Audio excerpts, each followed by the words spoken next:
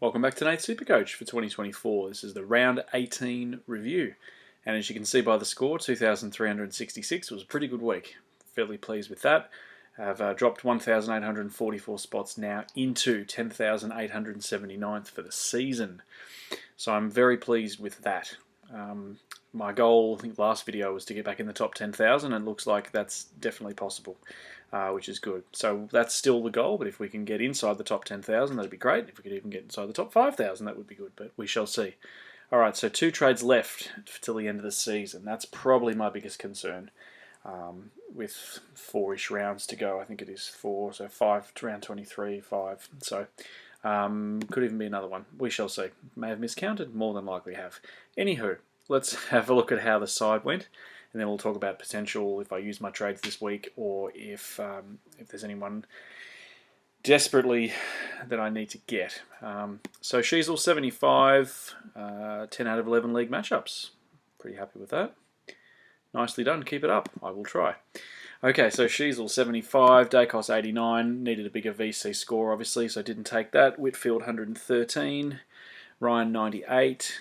127 from Ridley, 110 from Hayden Young. Very pleased that I held faith with him. Schoenmaker 61 could be a viable bench option if if I need to potentially move. It's not going to work. I don't have any mid forwards, at least in the mid anyway.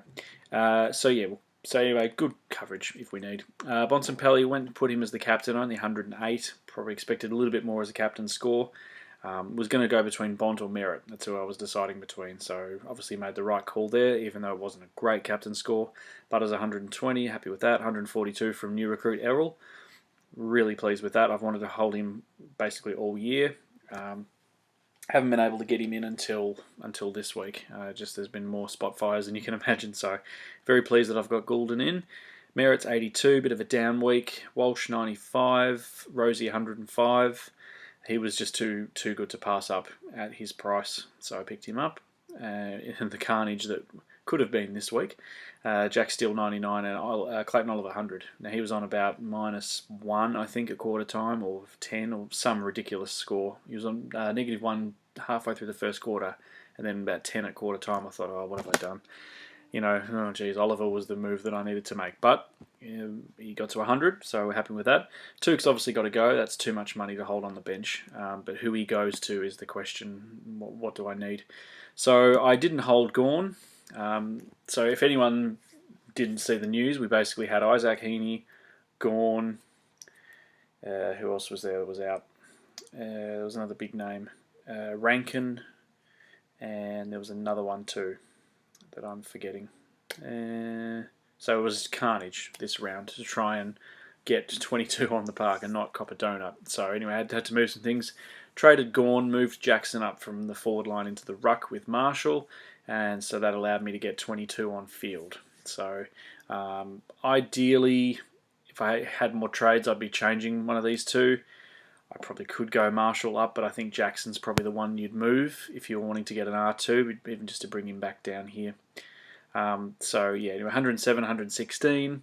Flanders 106, Caldwell 110. There's a bit of a rumour on his fitness, which I'm a bit disappointed about because he's been a really good pickup. Zorko 93, Kerno 89, much pleased with that one. 101 from Dowling, very happy with that, and 73 from Jones. So I had 22 in a round that really tested a lot of super coaches. Okay, so essentially what can I do? All right, well, Heeney's going to come on the field probably for Jones. If Caldwell misses, then I've still got 6 playing. If those 2 guys are selected, I'm sure Dowling will be, and Jones with a score like that. So Marshall and Jackson I'll probably have to hold for a couple of weeks. I may be able to do Jackson to Grundy, potentially, but that all depends on what my forward line's looking like. Again, 2 trades were kind of a bit, hands are tied a little bit. I'll probably keep Oliver for another week. I've got more spot fires than Oliver. I've also got Tuke Miller, what I'm going to do with him. And yeah, so that's pretty much what I'm left with. A few sort of deadwood rookies. I don't know why Brown hasn't been selected. I think Sullivan's injured, I think. And Jath obviously can't get a spot in the 22, and Dawson as well. I had to move on Fisher. That was the other one, Fisher. So Fisher, Heeney, Gawn, Rankine. It was chaos. Anyway, did okay. I rose 1,800 points. So I think if that happens again next year, or even any time this season, it's just going to be playing the percentages, trying to get as best you can to 22 without sacrificing long-term structure. At that point, I only had 4 trades left anyway at the start of this round, so I was like, oh, might as well use them this week. That's what they're there for, if you're in a situation like that. But it also puts you in a good spot against other super coaches who also have those 4 players. So everyone's scrambling, trying to get 22 on the field. All right, let's have a look at the most traded out. So Tuke Miller, obviously 125 break even. He's injured. Sullivan, Billy Dowling, interesting, traded out. Don't know why 544 super coaches have traded him out with a minus 20 break even after 101. That doesn't make sense. Shoemaker, I'd probably hold him. Break even of 5. I can see why people would be jumping off Oliver. So most traded in. Let's have a look. Most traded in. So we have Zane True. Don't know much about him, but the fact that he scored 94 with a minus 36 break even would probably be a reason why they're bringing him in. Lawson Humphreys, same thing.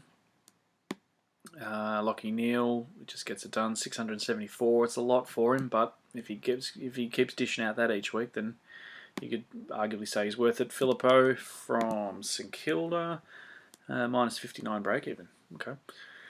And Nick Martin, 55 break even, 142. See, the thing about Nick Martin, being a Bomber supporter with Nick Martin, I haven't held him all year because he started out in the midfield and he would play in the back line. So he was a midfield in SuperCoach, but he was playing in the back line. And we didn't know what our back six was like this. We had Reed, Redmond, McGrath, Martin, throw Nick Hind in there, throw Heppel, Laverty, Kelly. So it was very sort of mishmash. You didn't know. Arguably had a few good weeks back there, and then they sort of had to move him back to the wing again when a few players like Hobbs got injured, and a few other guys as well.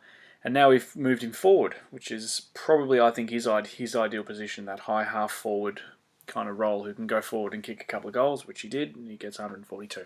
So that's my thing on Nick Martin. 512, not a bad price. Don't know much about Filippo, but he's tempting me there. But 266, it's quite a lot to fork out for him. You'd have to be convinced he was a keeper, and for the next 5 odd rounds.